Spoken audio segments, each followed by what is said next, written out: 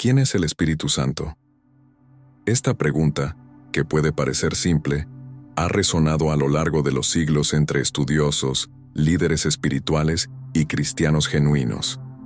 Sorprendentemente, es una de las cuestiones más mal respondidas en la historia de la fe. En un tiempo en que se habla tanto sobre poder espiritual, dones, unción y presencia divina, hay una inquietud que pocos tienen el valor de admitir. El Espíritu Santo sigue siendo un misterio para muchos.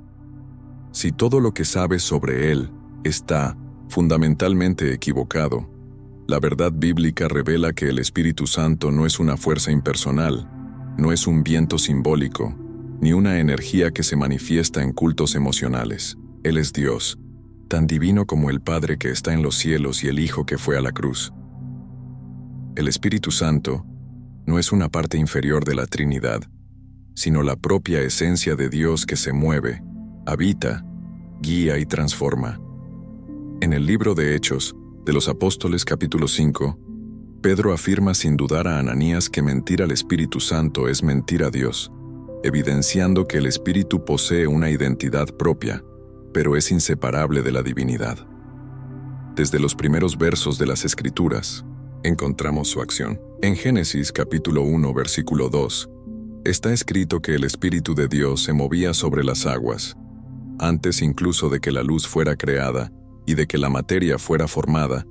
El Espíritu ya se movía sobre el caos, estableciendo orden, vida y propósito. Él estaba presente en el principio de todo, ejecutando la voluntad del Padre y manifestando la palabra del Hijo. Donde hay creación, está el soplo del Espíritu. Donde hay vida, está su presencia. Sin embargo, a lo largo de los siglos, el Espíritu Santo ha sido reducido a metáforas y sensaciones, siendo llamado viento, fuego, agua y paloma. Muchos han permitido que estas figuras oscurezcan la realidad de su persona. Sin embargo, Él no es solo una manifestación, Él es una persona divina, santa, eterna, sensible y activa. Él es quien convence al mundo de pecado, conduce los corazones a la verdad, revela al Hijo a los ojos ciegos y sella a los salvos para el día de la redención. Jesús, al preparar a sus discípulos para su partida, no prometió un sustituto cualquiera, sino alguien igual a sí mismo, con quien podrían relacionarse, confiar, escuchar y seguir. En Juan, capítulo 14, versículo 16, Él dice que rogará al Padre y que el Padre enviará otro Consolador para que esté con ellos para siempre. En Juan, capítulo 16, versículo 7, Jesús afirma que es mejor que Él se vaya, pues solo así el Consolador vendría. ¿Quién sería ese que, según el mismo Cristo, es preferible tener presente que a Él mismo en carne? El Espíritu Santo no desciende sobre los hombres como un rayo de energía, sino que se acerca como alguien que desea caminar a su lado. Él no se impone con ruido, sino que habla íntimamente con precisión y dulzura. Es a través de Él que las Escrituras cobran vida y la voz de Dios es comprendida. Él no es opcional para la fe cristiana, es esencial. Sin el Espíritu no hay revelación, arrepentimiento o transformación. Es imposible comprender plenamente la vida cristiana sin reconocer quién es el Espíritu Santo en su esencia. La mayoría de las personas tiene facilidad para entender la figura de Dios como Padre o la de Jesús como Hijo enviado, pero cuando se trata del Espíritu Santo, muchos tropiezan con una imagen distorsionada, casi mística, vaga, reducida a una atmósfera, una sensación o una fuerza que se activa bajo ciertas condiciones espirituales. Esta visión empobrecida ha alejado a generaciones enteras de la verdadera relación con aquel que es, de hecho, el propio Dios vivo en acción. El Espíritu Santo no es un recurso espiritual solo para momentos de crisis, ni un fenómeno emocional que aparece solamente en cultos intensos. Él es una persona divina, plenamente Dios, que siempre ha estado presente en la historia de la redención. Desde el principio, Él actúa con autoridad absoluta, revelando el carácter de Dios, realizando obras poderosas y conduciendo el plan eterno de salvación. En Génesis capítulo 1 versículo 2, leemos que el Espíritu de Dios se movía sobre la faz de las aguas, antes incluso de que la luz existiera. Allí, aún sin forma, sin orden y sin dirección, el Espíritu ya se movía. No solo acompañó la creación, sino que participó directamente en ella. Su acción precede la formación del mundo y continúa hasta hoy, sustentando todo con el mismo poder que dio origen a la vida. Esta actuación activa y continua es lo que distingue al Espíritu de cualquier idea impersonal. Él actúa con propósito, intención y soberanía. No hay nada que haya sido creado o transformado sin la intervención directa del Espíritu Santo. Él es mencionado como el soplo de vida, como el dedo de Dios, como el aliento de la nueva creación. En el libro de Job, capítulo 33, versículo 3 está escrito: El Espíritu de Dios me hizo, y el aliento del Todopoderoso me da vida. Esto demuestra que no solo el cuerpo humano fue formado por las manos del Creador, sino que la propia existencia fue insuflada por ese Espíritu eterno. A lo largo de las Escrituras, encontramos a este mismo Espíritu realizando obras que solo Dios puede hacer. Él resucita a los muertos, como se afirma en Romanos capítulo 8, versículo 11.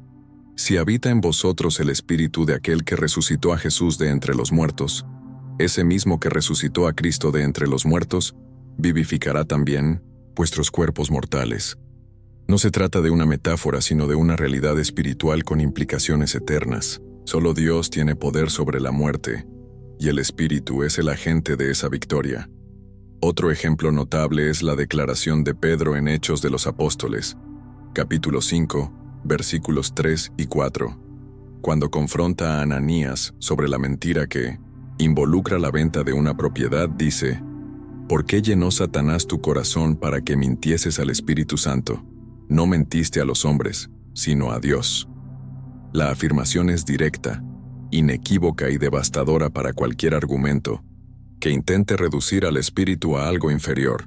Mentir al Espíritu es mentir a Dios, y esto solo es posible porque Él es Dios en esencia, y no en función temporal. Es crucial entender que el Espíritu Santo no solo realiza obras grandiosas, sino que es la presencia permanente de Dios entre nosotros. En el Antiguo Testamento, el Espíritu se manifestaba puntualmente sobre reyes, profetas y sacerdotes. Sin embargo, después de la ascensión de Cristo, Él comenzó a habitar continuamente en los que creen. Esta es la gran promesa revelada en 1900, Juan capítulo 14 versículo 17, donde Jesús declara que el Espíritu habita con vosotros y estará en vosotros. Esta habitación no es simbólica, es real. El propio Dios hace morada en corazones humanos a través del Espíritu. Si el Espíritu Santo es Dios, entonces todo lo que Él habla, ordena, revela e inspira posee autoridad divina. Su voz no es un simple consejo, es un decreto. Su mover no es una sugerencia, es una manifestación del propio cielo.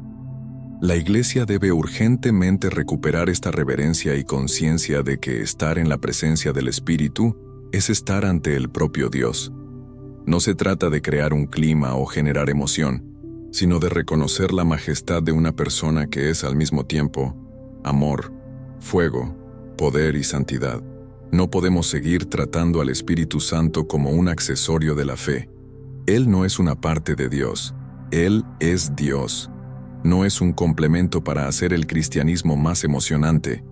Él es el centro de la experiencia cristiana. Sin Él, no hay revelación, comunión o transformación. El Espíritu Santo es el sello que garantiza nuestra salvación, como está escrito en Efesios capítulo 1, versículo 13. Habiendo creído en Él, fuisteis sellados con el Espíritu Santo de la promesa. Este sello no es un simple estampado simbólico, es la presencia activa y constante de Dios en nosotros. Y eso lo cambia todo. Cambia la forma en que oramos, pensamos, decidimos, resistimos al pecado. Soportamos el dolor y esperamos el cumplimiento de las promesas, porque ya no estamos solos. El Dios que está sentado en el trono también habita en nuestro interior. Esta presencia viva y poderosa sostiene la jornada cristiana, guía con sabiduría, nos levanta cuando caemos y habla cuando el silencio parece reinar. El Espíritu Santo es Dios caminando con nosotros, no solo para asistirnos, sino para transformarnos, para llevarnos a la imagen de Cristo y hacernos partícipes de la naturaleza divina. ¿Cómo actúa Él en el mundo espiritual? Hay una realidad espiritual que escapa a los ojos, pero que moldea todo lo que es visible. Esta realidad no es silenciosa, pasiva o indiferente. Es viva, dinámica y está en constante movimiento. Y en el centro de esta acción está el Espíritu Santo. Él no es solo un observador del mundo espiritual, sino el agente activo que opera en lo invisible, interfiriendo directamente en el destino de los hombres, en las decisiones de la Iglesia y en las batallas que ocurren entre el cielo y la tierra. Desde el principio, vemos al Espíritu de Dios interactuando con el caos y transformándolo en orden. En Génesis capítulo 1, versículo 2, el texto dice que la tierra estaba sin forma y vacía, y había tinieblas sobre la faz del abismo, y el Espíritu de Dios se movía sobre las aguas. La imagen es clara. El Espíritu no huye del caos. Él se mueve sobre él, donde todo parece desorganizado, confuso o perdido. Allí, Él comienza su trabajo silencioso, pero irresistible. No actúa solo cuando todo está listo. Es precisamente en la desorden que su presencia inaugura el proceso de creación y restauración, y esta verdad se repite en todos los momentos de la historia de la redención. En Juan capítulo 3, versículo 5, Jesús afirma a Nicodemo: de cierto te digo, que el que no naciere de agua y del Espíritu, no puede entrar en el reino de Dios. No hay nuevo nacimiento sin el Espíritu Santo. Ninguna transformación verdadera ocurre sin que Él sople sobre el ser humano. Regeneración, conversión, santificación, todo es resultado de su acción directa. Él no reforma al viejo hombre, genera uno nuevo en el campo espiritual. Él es también el gran intercesor. En Romanos capítulo 8, versículo 26, está escrito que el Espíritu nos ayuda en nuestra debilidad, porque no sabemos orar como conviene, pero el mismo Espíritu intercede por nosotros con gemidos inexprimibles. Esto revela que Él no solo nos inspira a orar, sino que ora en nuestro lugar, yendo más allá de las palabras que podemos formular. Cuando nuestras rodillas están dobladas y el corazón sin fuerzas, Él se levanta dentro de nosotros, traduciendo nuestro dolor en súplicas eficaces. Esto no es un consuelo poético, es una realidad espiritual concreta. Él también actúa en la liberación de los cautivos. En Mateo capítulo 12, versículo 28, Jesús afirma: si es por el Espíritu de Dios que yo echo fuera los demonios, entonces ciertamente ha llegado a vosotros el reino de Dios. Esta declaración muestra que la expulsión de demonios no era solo un gesto del Hijo, sino una acción conjunta con el Espíritu, donde hay posesión, opresión o cualquier tipo de esclavitud espiritual. Es el Espíritu quien actúa para romper las cadenas. Su autoridad no es discutible, y donde Él llega, la presencia del maligno es confrontada y deshecha. Esta actuación también se manifiesta en dones espirituales, no como adornos espirituales, sino como armas dadas a la Iglesia. En 1 Corintios capítulo 12, versículo 7, está escrito que la manifestación del Espíritu es concedida a cada uno, con miras a un fin provechoso. La diversidad de los dones es reflejo de la multiforme operación del Espíritu. Palabras de 1900: sabiduría, dones de sanidad, discernimiento de espíritus, profecías. Todo esto no es para el ego del hombre, sino para la edificación del cuerpo de Cristo y el avance del reino. Es el Espíritu quien distribuye, capacita y activa conforme la voluntad soberana de Dios. Y, más que actuar en milagros y manifestaciones extraordinarias, el Espíritu Santo opera en áreas que muchas veces pasan desapercibidas. Él guía decisiones. En Hechos de los Apóstoles, capítulo 13, versículo 2, El texto narra que, sirviendo ellos al Señor y ayunando, dijo el Espíritu: «Apartadme a Bernabé y a Saulo para la obra a la que los he llamado». No fue una decisión administrativa, ni una votación entre apóstoles. Fue una orden clara del Espíritu. Esto revela que Él dirige ministerios, llama personas, levanta líderes y distribuye responsabilidades en el cuerpo. El mismo Espíritu que abre los cielos y hace descender fuego sobre los fieles, también silencia los pasos que no deben ser dados. En Hechos capítulo 16, versículos 6 y 7, Pablo y sus compañeros fueron impedidos por el Espíritu de predicar en Asia y, después de entrar en Bitinia, mostraron que no todo camino es el correcto y que obedecer al Espíritu implica escuchar incluso las puertas que Él cierra. Él no solo empuja hacia adelante, también frena para preservar. Esta dimensión, invisible pero palpable de la actuación del Espíritu, es una de las mayores fuerzas de la fe cristiana, porque incluso cuando no vemos, Él está moviendo piezas, abriendo caminos, inclinando corazones, deshaciendo lazos y generando vida donde parecía haber solo muerte. Él actúa en el silencio, pero con fuerza irresistible. Actúa en el interior, pero transforma el exterior. Actúa en lo invisible, pero cambia lo visible. Es por eso que no se puede seguir a Jesús en plenitud sin reconocer la acción constante y sobrenatural del Espíritu. Él es el viento que sopla donde quiere, como afirmó Jesús en Juan, capítulo 3, versículo 8. No lo controlamos, no lo manipulamos, pero podemos discernirlo y seguirlo. Y cuando lo hacemos, dejamos de caminar basados en nuestros propios esfuerzos para ser guiados por un poder que supera toda lógica y limitación humana. La mayor mentira moderna es considerar al Espíritu Santo como una herramienta, en tiempos en que lo sobrenatural se ha convertido en un escenario para espectáculos y plataformas humanas. Una mentira sutil, pero devastadora, ha ganado espacio entre iglesias, ministerios y hasta corazones bien intencionados. Se trata del intento de transformar al Espíritu Santo en una herramienta de poder, como si fuera un recurso a ser activado, manipulado o utilizado según la necesidad del hombre. Esta distorsión, aunque envuelta en lenguaje espiritualizado, es una de las más graves afrentas a la santidad de Dios. Y la Biblia no guarda silencio ante este error. A lo largo de la historia de la Iglesia, la presencia del Espíritu siempre ha sido vista como algo sagrado, temido y deseado con reverencia. Pero la banalización moderna ha generado una nueva teología, donde el Espíritu se ha convertido casi en un asistente espiritual. Su nombre ha pasado a ser invocado no para rendición, sino para espectáculo.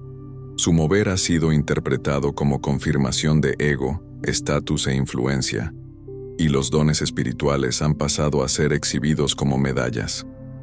La unción se ha convertido en moneda, y la búsqueda de la manifestación ha sustituido la búsqueda del arrepentimiento. Esta es la inversión del Evangelio. Un ejemplo claro de esto se encuentra en Hechos de los Apóstoles, capítulo 8.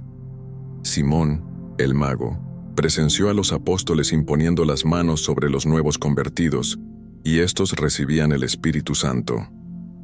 Impresionado con el poder visible, ofreció dinero para que le fuese dado el mismo don, diciendo: «Dadme también a mí ese poder». La respuesta de Pedro fue inmediata y contundente: «Tu dinero sea contigo para perdición, pues cuidaste que el don de Dios se alcanzaba por dinero». La reprensión muestra que el Espíritu no está a la venta, ni es domable. Él es santo, soberano y jamás puede ser instrumentalizado. Lo que Simón deseaba no era comunión, sino control. No quería ser lleno del Espíritu, quería tener dominio sobre él. Y es exactamente eso lo que la mentira moderna intenta hacer: colocar al Espíritu en una caja manipulable, subordinada a la agenda humana. Pero el Espíritu Santo no responde a la performance, Él responde al quebrantamiento. No se manifiesta por causa de cámaras, sino por causa de corazones rendidos. Esta mentalidad utilitaria distorsiona no solo la imagen del Espíritu, sino que también destruye la experiencia cristiana genuina, porque al intentar usar al Espíritu como medio, el hombre se coloca por encima de él, y lo que debía ser un camino de sumisión se convierte en un intento de manipulación. La consecuencia de esto es una espiritualidad vacía, sensacionalista, donde hay ruido pero no hay transformación, donde hay movimiento pero no hay arrepentimiento, donde hay discursos inflamados, pero ningún fruto del Espíritu. El apóstol Pablo advierte sobre esto de forma clara. En 1 Corintios capítulo 12, versículo 11, dice que un solo y el mismo Espíritu realiza todas estas cosas, distribuyéndolas a cada uno individualmente, conforme le agrada. Es decir, el Espíritu es quien decide. Él da a quien quiere, como quiere, cuando quiere, y todo se hace conforme a la voluntad soberana de Dios, no por mérito humano, ni por esfuerzo carnal. El intento de domesticar al Espíritu es, en su raíz, idolatría. Otro punto crítico de esta distorsión está en el lenguaje. Expresiones como activar al Espíritu, jalar la unción o llamar a la presencia, muchas veces llevan una idea invertida, como si el ser humano tuviera el poder de iniciar o interrumpir lo que es sagrado. Pero la verdad es que el Espíritu es quien nos atrae, quien nos visita, quien nos convence. No controlamos el cielo, respondemos a él. En Juan, capítulo 15, versículo 26, Jesús declara que el Consolador sería enviado por el Padre y que es Él quien testifica. No hay margen para vanidad. Esta distorsión también se refleja en la sustitución de la gloria de Dios por resultados visibles. Cuando una reunión se mide por la intensidad emocional y no por la presencia santa, se corre el riesgo de confundir la euforia con la unción. El Espíritu no vino para entretener, vino para santificar. No vino para confirmar voluntades, sino para confrontarlas. Donde Él actúa, hay quebrantamiento, llanto y transformación. No hay espacio para manipulación cuando el Espíritu está al control. La verdadera manifestación del Espíritu Santo nunca exalta al hombre, siempre exalta a Cristo. En Juan, capítulo 16, versículo 14, Jesús afirmó: Él me glorificará, porque recibirá de lo que es mío, y os lo hará saber. El centro del mover del Espíritu es siempre el Hijo. Si el nombre de Jesús no es glorificado, si la cruz no es recordada, si el arrepentimiento no es provocado, entonces no es el Espíritu quien está operando, por más espectacular que parezca. Esta mentira moderna que transforma al Espíritu Santo en un instrumento al servicio del hombre necesita ser denunciada con amor, pero con firmeza, porque aleja a las personas de la verdad, genera frustración espiritual e impide la verdadera acción de Dios. El Espíritu no se activa como si fuera un botón. Él es honrado, buscado, adorado. No responde a la presión, responde a la rendición, y cuando encuentra un corazón contrito, se manifiesta con poder, santidad y gloria. La Iglesia de los últimos días necesita más que dones, necesita discernimiento, necesita más que manifestaciones, necesita frutos. El Espíritu Santo sigue operando con poder, pero no en los moldes de la performance, sino en la simplicidad de la fe.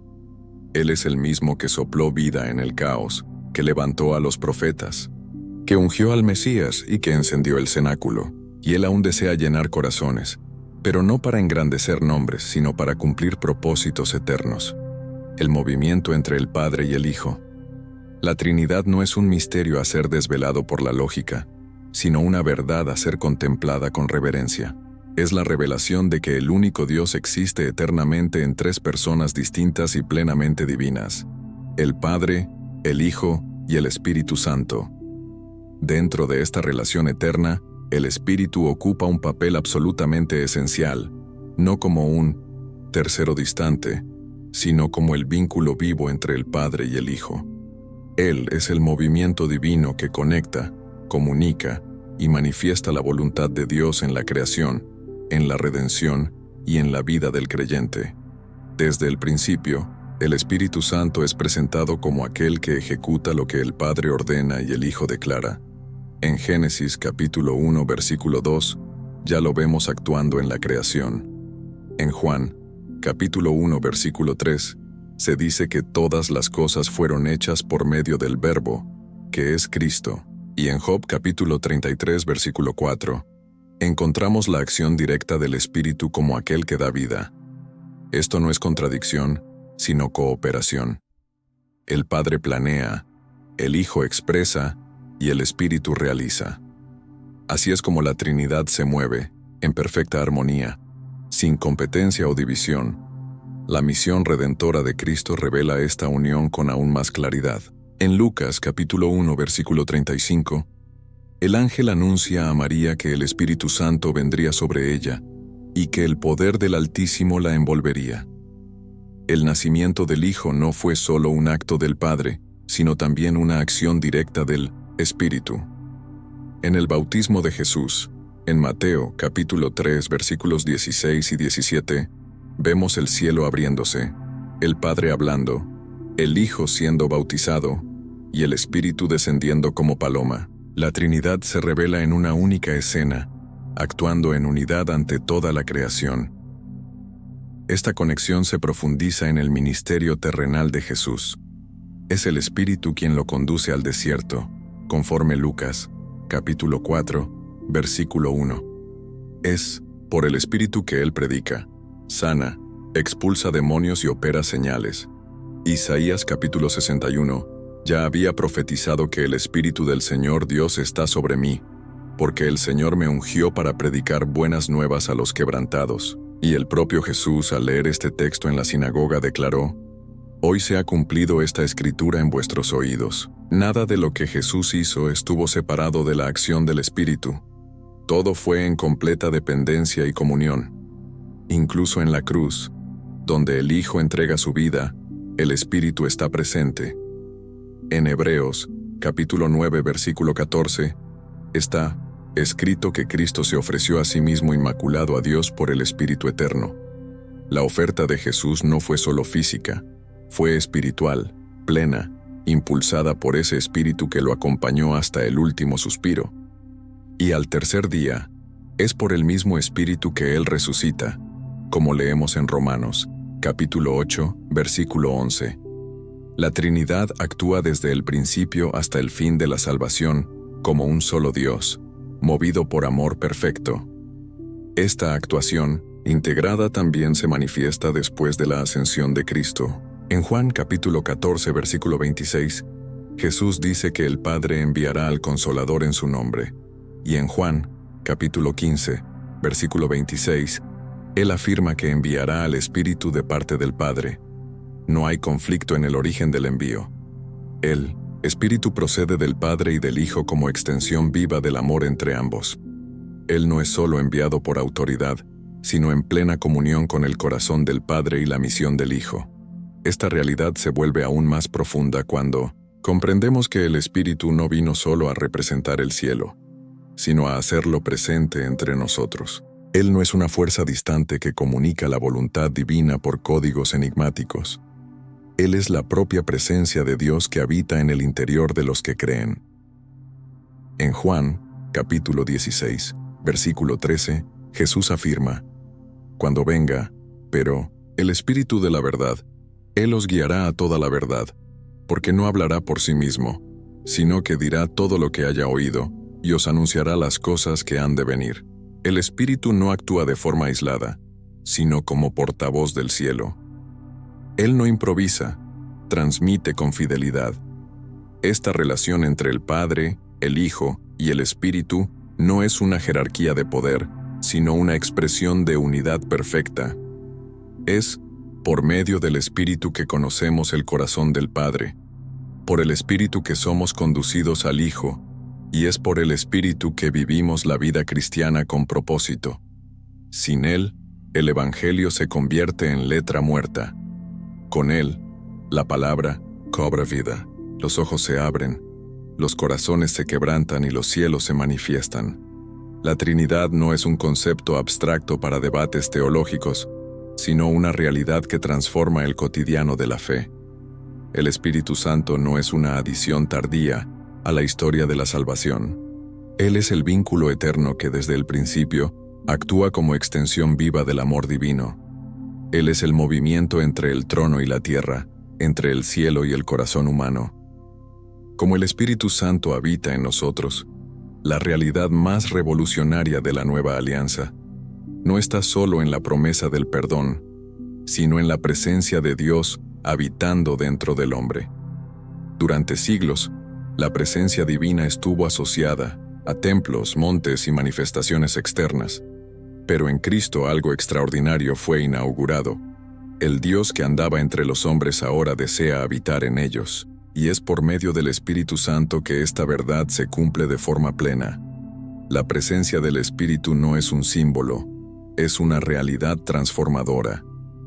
Jesús preparó a sus discípulos para esta nueva dimensión espiritual con palabras simples, pero cargadas de revelación. En Juan capítulo 14 versículo 17 Él dice: «El Espíritu de la verdad que el mundo no puede recibir, porque no lo ve ni lo conoce.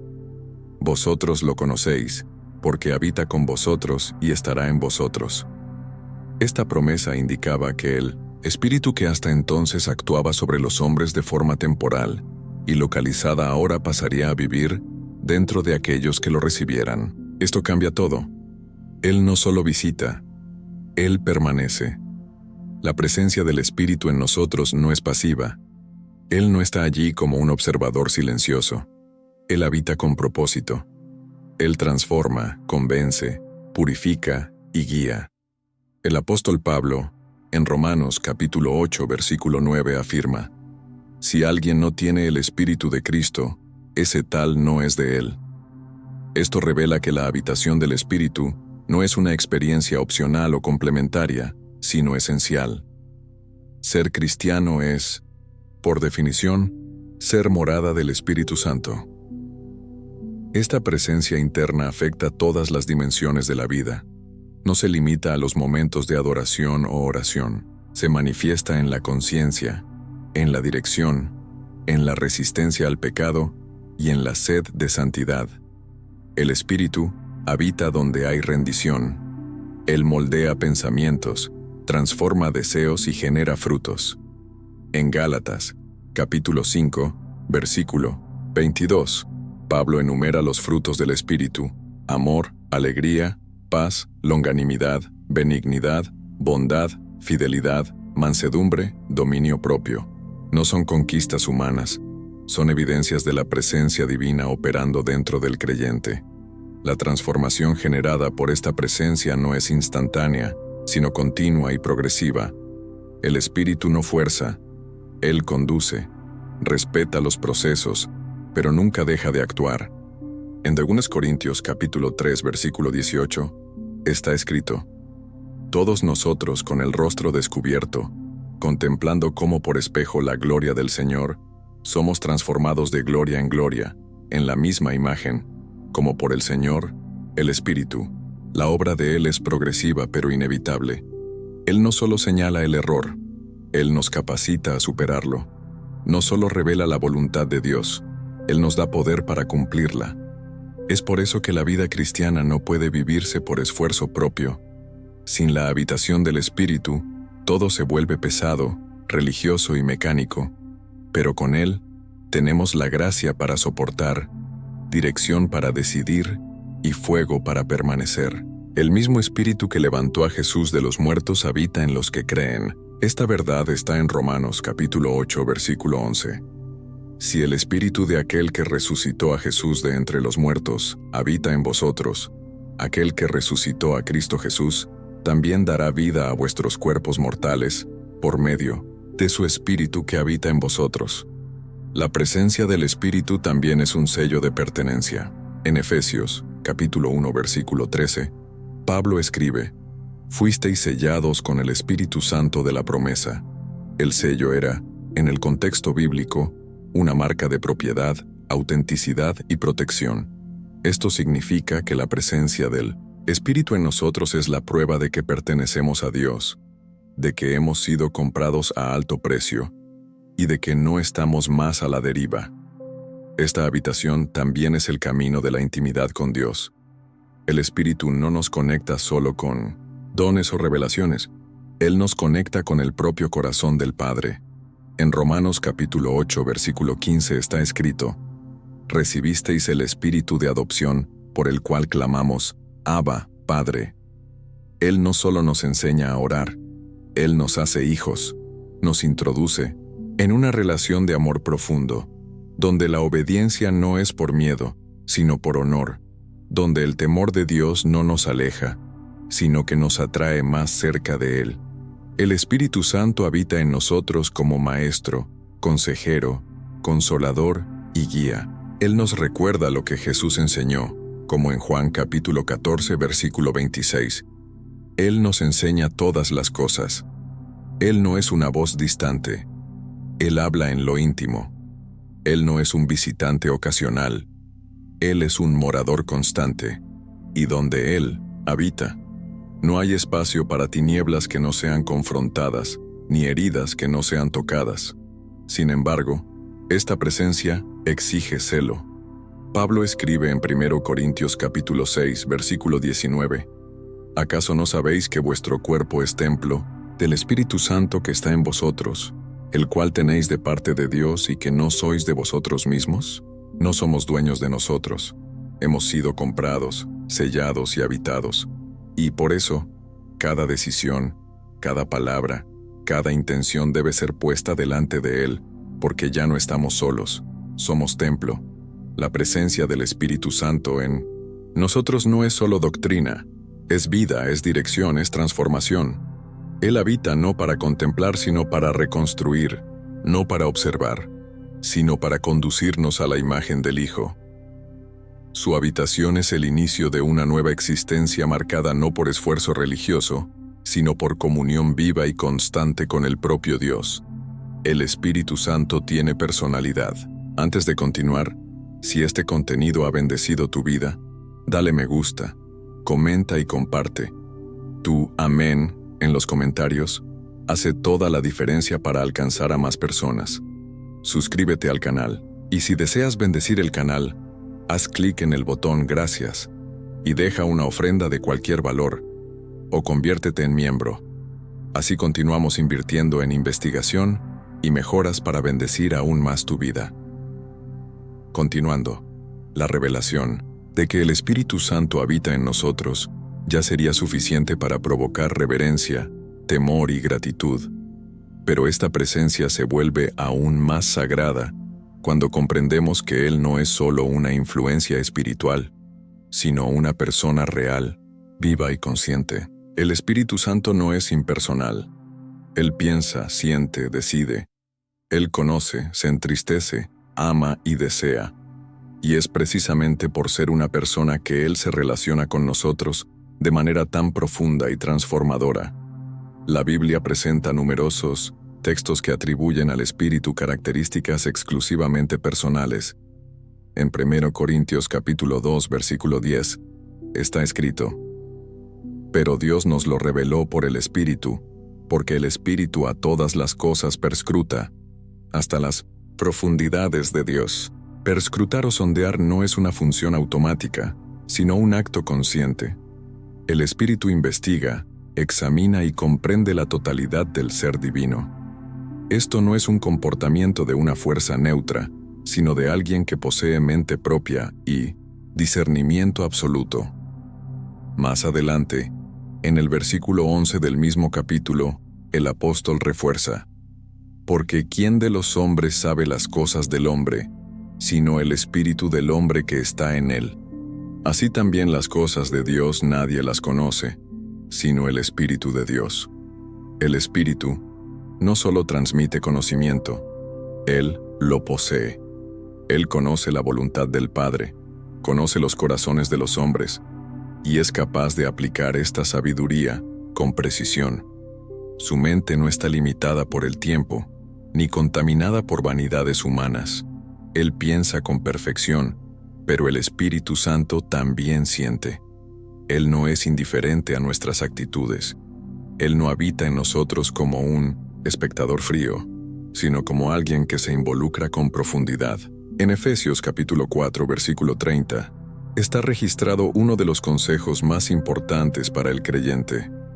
No contristéis al Espíritu Santo de Dios, con el cual fuisteis sellados para el día de la redención. Contristar es una emoción real. El Espíritu se alegra cuando respondemos a la voz de Dios, pero también se entristece cuando resistimos, cuando pecamos, cuando despreciamos su presencia. Esta sensibilidad del Espíritu también se expresa en Romanos, capítulo 8, versículo 26, donde Pablo escribe: El Espíritu intercede por nosotros con gemidos inexprimibles. Estos gemidos no son ruidos sin significado, son expresiones profundas de compasión y urgencia. El Espíritu ora con dolor, celo e intensidad. Él se involucra con nuestras luchas de una manera que ni siquiera nosotros podemos entender. Esto muestra un nivel de empatía y comunión que va mucho más allá de cualquier fuerza espiritual impersonal. Además de mente y sentimientos, el Espíritu también tiene voluntad. Él actúa conforme a su propia decisión. En 1 Corintios, capítulo 12, versículo 11, leemos: Pero uno solo y el mismo Espíritu realiza todas estas cosas, distribuyéndolas a cada uno individualmente, como Él quiere. No es el hombre quien elige los dones, es el Espíritu quien distribuye.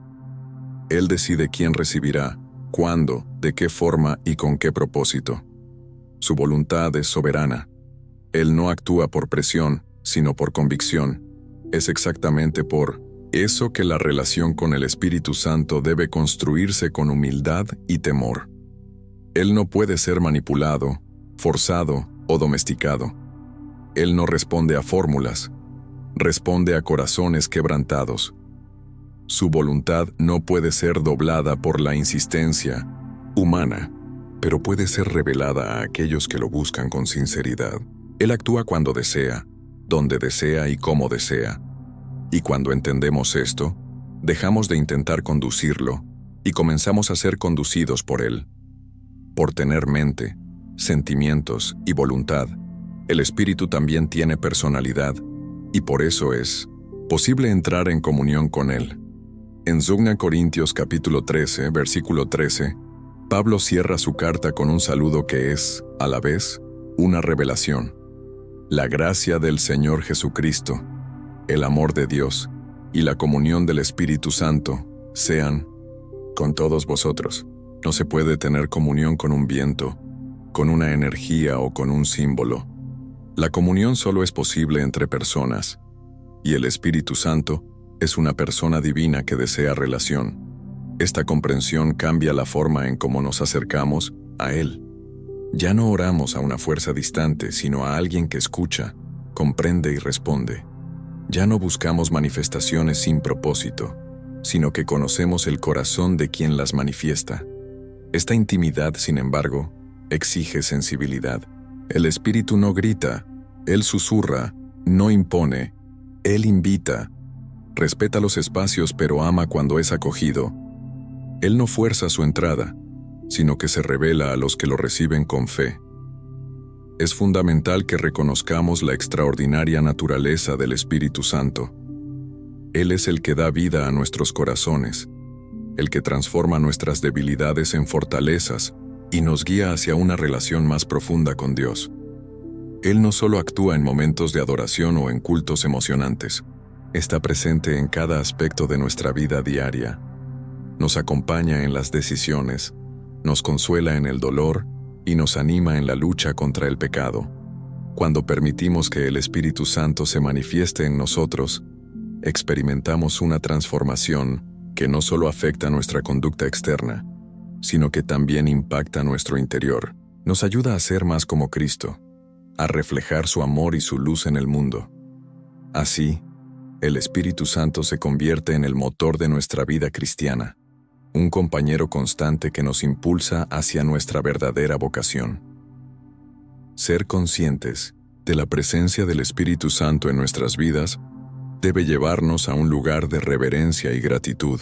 Al reconocerlo como una persona divina con la que podemos tener una relación, nos abrimos a un estilo de vida donde la guía, el poder y la sabiduría de Dios están disponibles para nosotros en todo momento. Es en esa relación donde encontramos la verdadera plenitud de la vida cristiana, una vida llena de propósito, gozo y paz, fundamentada en la experiencia diaria de caminar con el Espíritu Santo.